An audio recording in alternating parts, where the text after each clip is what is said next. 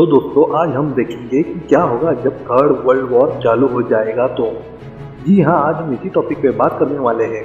क्या होगा अगर पूरे वर्ल्ड में वॉर स्टार्ट हो जाए तो उसका क्या परिणाम होगा धरती पे और धरती पे रहने वाले इंसान और जानवरों पे। इन्हीं सब चीज़ों को हम इस वीडियो में समझने की कोशिश करते हैं। अभी आप देख रहे ही होंगे कि रशिया और यूक्रेन के बीच में युद्ध चालू हो गया है। एक तरफ यूक्रेन और नाटो देश और दूसरी ओर रशिया और चाइना जैसे देश, अमेरिका और सब यूरोपियन देश एक साथ आके यूक्रेन के साथ खड़े हो गए और रशिया पर दबाव डालना चालू हो गए। रशिया को पूरे वर्ल्ड में प्रेशराइज करके उनसे नए नए रूल्स लगा के रशिया को आर्थिक रूप से हराना चालू कर दिया। और जो सैनिक यूक्रेन है रशिया के, उन पे अटैक करके उनको भगाना चालू कर दिया। यही सब देखते रशिया ने भी फाइट बैक करना चालू कर दिया। रशिया ने नाटो पे अटैक कर दिए और इसी अटैक में नाटो के बहुत से सैनिक मारे गए। अभी सभी यूरोपियन देश और अमेरिका ने रशिया पे अटैक करना चालू कर दिया और जो देश अमेरिका के विरुद्ध है जैसे वो सब देश रशिया के साथ आ गए और वर्ल्ड वॉर चालू हो गया। सभी जगह अभी युद्ध के काले बादल छा गए। सभी देशों ने अपने से छोटे और कमजोर देशों पे अटैक करना चालू कर दिया क्योंकि अभी कोई संयुक्त राष्ट्र नहीं है।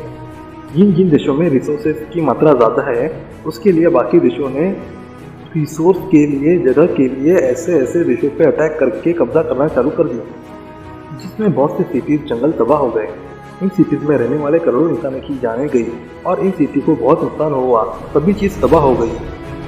इसीलिए सभी मूलभूत चीज़ों के दाम तेजी से बढ़ना चालू हो गए। सारे ईंधन तेजी से कम होना चालू हो गए।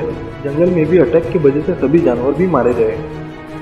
अभी सभी देशों के पास न्यूक्लियर वेपन है। युद्ध जल्दी से खत्म करने के लिए सभी देशों ने एटॉमिक बॉम्ब का यूज करना स्टार्ट कर दिया और ये एटॉमिक बॉम्ब कई गुना ज़्यादा पावरफुल है उन एटॉमिक बॉम्ब से जो अमेरिका ने जापान पे किए थे 1945 में। सभी जगह युद्ध चालू हो गया है, जैसे समुद्र में, आसमान में और ज़मीन पे। हर जगह मिलिट्री की गाड़ियाँ, tanks, plane and ship and submarine है। सब जगह अभी गनशूट सुनाई दे रहे हैं और हर जगह बॉम्ब गिर रहे हैं। कभी पता नहीं कि नेक्स्ट बॉम्ब किधर गिरेगा। जैसे ही बॉम्ब गिर रहा है तो कई किलोमीटर तबाह हो रहे हैं। हीट वेव ब्लास्ट हो रहा है। सबसे ज़्यादा वहाँ रेडिएशन हुआ है।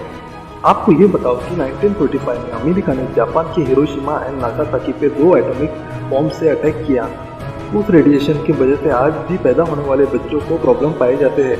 आज भी इन शहरों पे रेडिएशन का असर है और वहाँ प्रॉब्लम है।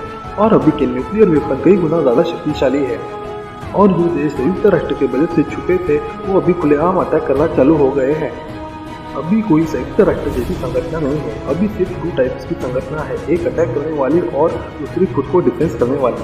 संयुक्त राष्ट्र वो संरचना है जो सेकेंड वर्ल्ड वॉर के बाद तैयार हुई, जब सब देशों ने देखा कि वॉर का क्या परिणाम हुआ और इससे वॉर फिर कभी ना हो। इसीलिए सभी देशों ने एक साथ आके एक संरचना बनाई जिसमें कई युद्ध के खिलाफ नियम और कायदे लगाए, जिसमें कोई भी देश इसका उल्लंघन करेगा तो पूरे वर्ल्ड से दुश्मनी कर लेगा। इसीलिए अभी तक कोई बड़ा वॉर नहीं हुआ। सेकेंड वर्ल्ड वॉर के परिणाम सभी वैज्ञानिकों ने देख लिए थे। वैज्ञानिकों ने ये पहले ही डिक्लेयर कर दिया है कि हमारी धरती अब थर्ड वर्ल्ड वॉर झेल नहीं सकती और थर्ड वर्ल्ड वॉर हुआ, हम बच भी गए तो भी हम बहुत साल पीछे पड़ जाएंगे। तब रिकवर करना बहुत मुश्किल हो जाएगा। इसमें बहुत से पैसे खर्च हो जाएंगे और अभी ये संगठन नहीं रही है तो रोकने वाला भी कोई नहीं है। और ये थर्ड वर्ल्ड वॉर सिर्फ न्यूक्लियर वेपन और बॉम्ब तक सीमित नहीं है। इस बार कई देशों ने बायो वेपन क्रिएट किए हैं, उससे भी सामने वाले पे अटैक कर दिया है, जिससे भी जो लोग छुपे थे सिर्फ जगह पे थे उनकी भी मौत होना चालू हो गई। बायो वेपन मतलब जैसे कोरोना वायरस, आपने देखा ही होगा कि ये 3 साल में कितनी जाने और पैसे का नुकसान हुआ वो।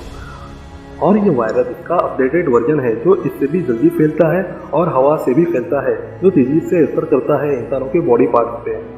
और इसका कोई एंटीडोट भी नहीं है, जिससे कई करोड़ें जाने गई। वॉर की वजह से मैन मेड डिजास्टर आए, सब जगह सूखा गिर गया और इतने न्यूक्लियर अटैक हुए हैं, इससे बहुत हीट क्रिएट हो गई है और पूरे धरती पर एक लेयर क्रिएट हो गई। अभी सूरज की रोशनी धरती पे पहुंच नहीं पा रही है। इससे ही पेड़ पौधे फोटोसिंथेसिस नहीं कर पा रहे हैं क्योंकि इनको इस चीज़ के लिए सनलाइट की ज़रूरत होती है। और पहले ही न्यूक्लियर अटैक से पेड़ पौधे मर रहे थे और अभी इस चीज़ के वजह से पूरे प्लैनेट के पेड़ पौधे मर गए, जिससे ऑक्सीजन खत्म होकर कार्बन डाइऑक्साइड बढ़ गया। क्योंकि अभी ऑक्सीजन क्रिएट करने के लिए और कार्बन डाइऑक्साइड ऑब्जर्व करने के लिए पेड़ नहीं है। इसकी वजह से जीवन चक्र भी बंद हो गया, जिसकी वजह से बारिश हो रही थी, अभी बारिश भी बंद हो गई। पृथ्वी अभी तेजी से ठंडी हो रही है और अभी सभी जगह सिर्फ बर्फ है। इससे इस धरती पे पूरे जीवन का विनाश हो जाएगा और सभी प्रकार के जीव जंतु इस धरती से विलुप्त हो जाएंगे। ये सब बुरे असर होंगे हमारे धरती पे। पूरी मानव जात विलुप्त हो जाएगी।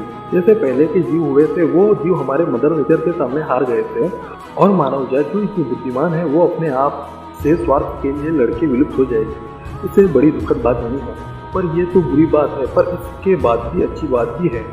कई लाखों साल बाद जब वो लेयर आसमान में क्रिएट हुई है वो खत्म हो जाएगी तो सूरज की किरणें वापस धरती पे गिरेगी और बर्फ पिघलकर बाष्प वापस आसमान में जाएगा और फिर से जीवन चक्र चालू हो जाएगा। इसमें अभी नए जीवन की शुरुआत होगी। जो जीव इस धरती पे शांति से रहेंगे और हर जगह हरियाली हरियाली होगी, सब जगह शुद्ध हवा होगी। जैसे पहले एस्ट्रॉइड से डायनासोर विलुप्त हुए, उसके बाद इंसान खुद से ही लड़के विलुप्त हो गए। जैसे डायनासोर होते तो इंसानों का विकास होना संभव नहीं था, वैसे इंसानों के वजह से दूसरे जीवों का विकास होना असंभव था। और धरती इतनी शुद्ध तभी हो सकती है जब भी इंसान नहीं रहेंगे, क्योंकि हम इसमें पॉल्यूशन करते हैं, वो अभी नहीं होगा। पर आपको क्या लगता है अगर थर्ड वर्ल्ड वॉर स्टार्ट होगा तो क्या असर होगा धरती पे? क्या ये असर अच्छा होगा या ये असर बुरा होगा? पर एक ही कहेंगे कि शांत और एक साथ आके प्यार से रहना चाहिए, क्योंकि युद्ध सिर्फ साथ में तबाही लाता है।